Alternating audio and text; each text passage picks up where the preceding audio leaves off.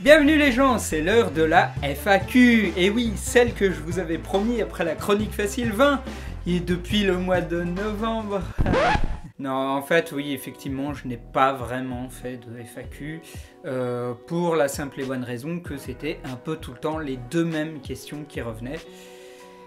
Dont la première et celle qu'on m'a posée souvent et tout le temps était Pourquoi quitter Voxmaker? Et le problème de cette question, c'est que je ne peux pas vraiment y répondre. Voilà.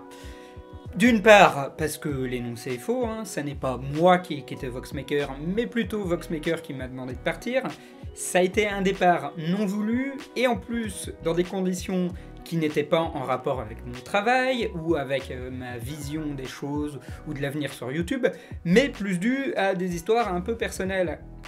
Et si je raconte les histoires en long, en large et en travers, ça va donner... Du drama, la la li, la la la. Du coup, tout ce que vous avez à savoir, c'est que je ne fais plus partie de Voxmaker depuis novembre, et qu'il n'y aura pas de raison que je revienne. Voilà, c'est tout ce que je peux dire publiquement. Évidemment, hein, en privé, les gens le savent, enfin, mes proches. Voilà, les gens qui font partie de ma famille, de mes amis depuis des années, ma petite amie, le barman du bar où je vais souvent, ainsi que la serveuse, et Riton, le mec qui est souvent accoudé au bar, et puis le pote de Riton aussi, et puis la plupart des clients en fait du bar, et ainsi que le mec qui fait les concerts le mercredi après-midi dans le bar, et... Faut que j'arrête de picoler, moi. Bref, vous n'en saurez pas plus. Et je vois que à partir de ce moment-là, tout le monde va se barrer de cette vidéo. Voilà, sinon pour fermer le chapitre Voxmaker, je le disais dernièrement en interview, mais... On est resté quand même 4 ans ensemble. Et du coup, j'ai encore pas mal d'amitié pour les gens de Voxmaker. Et pour certaines personnes. Et en fait, je me dis que ça ajouterait du drama de tout raconter. Et qu'en fait, j'ai envie de garder... de garder ces gens comme amis. La deuxième question qu'on me pose assez souvent découle un petit peu de la première, et c'est... Est-ce que tu vas faire des conventions ? Et ça, c'est une très bonne question, parce que puisque je ne fais plus partie de Voxmaker, je ne vais plus aller très souvent en convention. Bon, déjà, je vais plus faire partie de leur spectacle, et je ne vous cache pas que je risque de pas être très présent dans les conventions dans les mois qui vont suivre. Parce que pour être invité en convention et pour avoir un stand, soit vous payez, soit on vous invite. Alors pour payer, c'est mort, hein, j'ai pas une thune. Et puis pour qu'on vous invite, soit votre chaîne est méga grosse, soit vous êtes assez connu, ou vous connaissez des gens qui connaissent bien et tout, etc. Donc comme je fais plus partie de Voxmaker, en fait maintenant c'est juste ma chaîne qui compte. Et ma chaîne, elle fait 12 400 abonnés. Alors certes, hein, c'est la taille de 5 petites villes collées les unes aux autres, mais pour YouTube, c'est un petit peu de la merde, hein, c'est même quasiment rien. Donc voilà, si vous êtes des organisateurs d'une petite convention et que vous voulez m'inviter, pourquoi pas. Si vous connaissez du monde pour une convention pour m'inviter, faites toujours, hein, mais je vais pas être très présent. Sauf que je serai quand même là, à la Medinasia, du 3 au 5 mars. Je vais venir en tant que visiteur, hein, je vais payer comme vous. Mais il se trouve qu'il y a 2 endroits où ils veulent bien de moi pour être derrière un stand. Les premiers, c'est le stand des Epic Pixel Battle, où je serai aux côtés de 1, 2, 3 Lunatic, Saint Seiya, Mad Stalker, etc., etc. Et il y a un autre stand qui est le stand de copains à moi qui s'appelle l'Onirix, et qui eux sont du côté des stands de bande dessinée, puisqu'ils ont un petit fanzine qui est assez sympa comme tout. Le truc, c'est que je ne sais pas s'il va y avoir beaucoup de place sur le stand des OPB. En fonction de la grosseur des stands, je viendrai et je serai là avec mon livre, parce que je rappelle que j'ai écrit un livre qui s'appelle 50 icônes du net à connaître pour vous la péter dans les soirées mondaines. Putain, pourquoi j'ai écrit un titre à rallonge? Et que je viendrai avec pour les gens qui veulent se faire dédicacer. Je suis là aussi pour les gens qui veulent rien acheter non plus, hein, si vous voulez me voir papoter un peu, avoir une petite autographe, y a pas de souci. Le truc, c'est que ce livre-là est en vente sur Amazon, mais apparemment les Suisses me disent qu'ils n'arrivent pas à le commander. Donc il est possible que ce soit la même chose pour les Belges, parce que je ne peux le vendre qu'en France. Et du coup, ça sera une occasion pour vous qui venez sur Bruxelles, de pouvoir vous procurer ce livre-là. Voilà, si vous voulez l'avoir. Et je tiens à remercier tous les gens qui l'ont acheté en ligne. Non, parce que c'était pas gagné à la base. À la base, j'avais créé ce livre pour qu'il soit vendu sur le stand de Voxmaker, pour avoir un truc à vous dédicacer, à vendre, pour qu'il y ait un échange et tout, etc.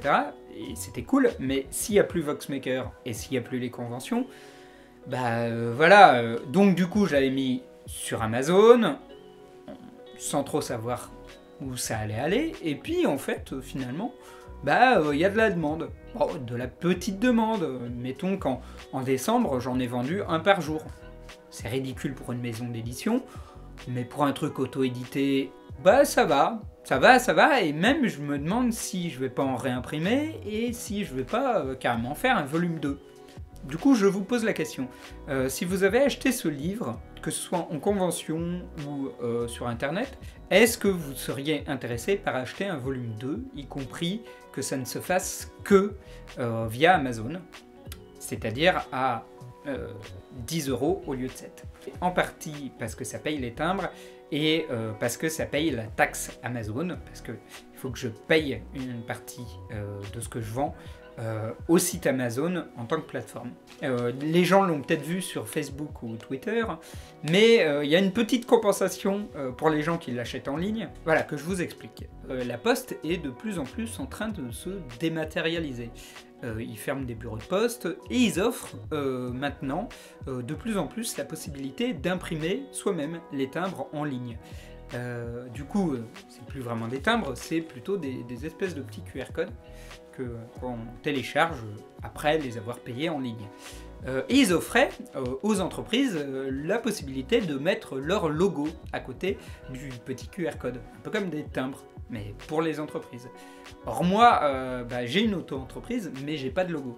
Alors du coup, je me suis dit, tiens, si pour faire plaisir aux fans d'eux-mêmes, je mettais ça comme logo sur le timbre.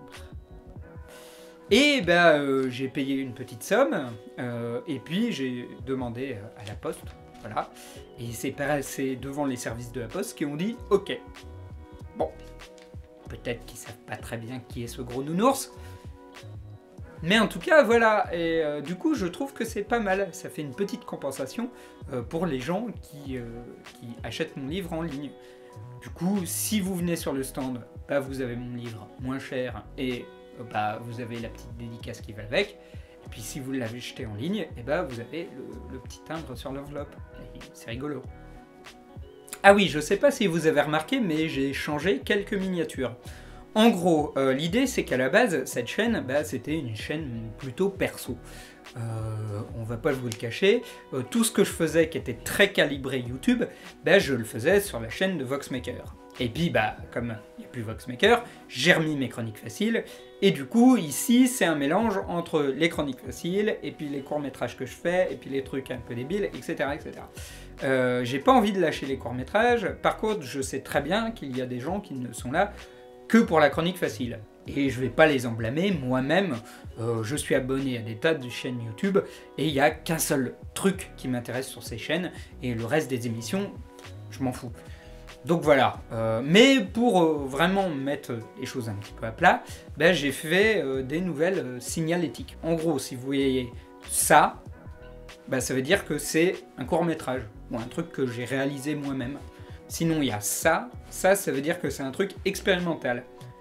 Voilà, c'est en quelque sorte mon petit laboratoire.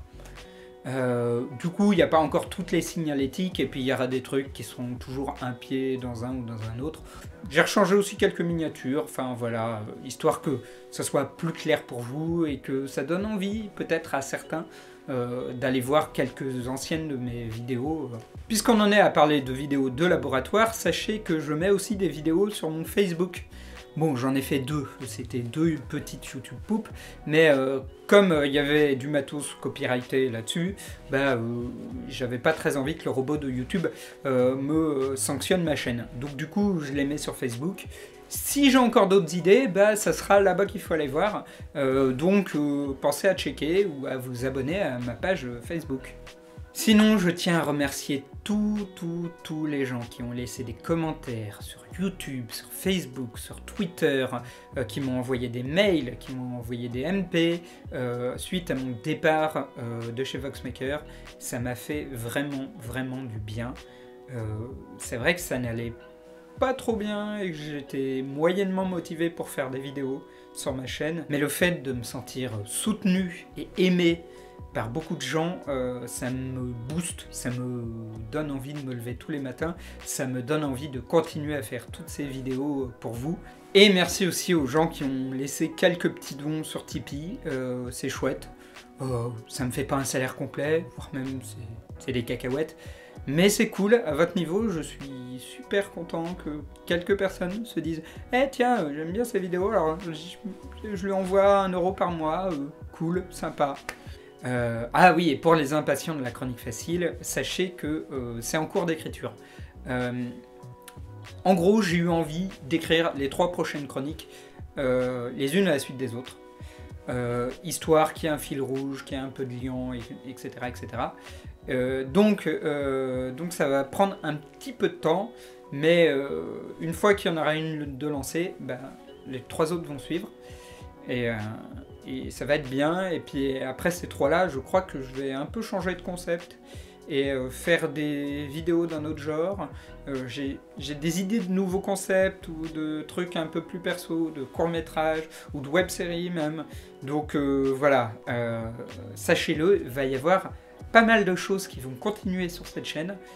Donc restez abonnés, essayez de ne pas vous faire désabonner par le robot de YouTube, espèce de saloperie, hein. Il y a 400 personnes qui ont été désabonnées de ma chaîne sans le vouloir. Je suis désolé pour ces 400 personnes, j'espère qu'elles vont s'en apercevoir et que certaines d'entre elles se sont réabonnées, mais voilà, je peux rien faire et je peux pas savoir qui vous êtes. Et voilà, donc je vous remercie tous et sachez-le, va y avoir des nouvelles vidéos d'ici peu.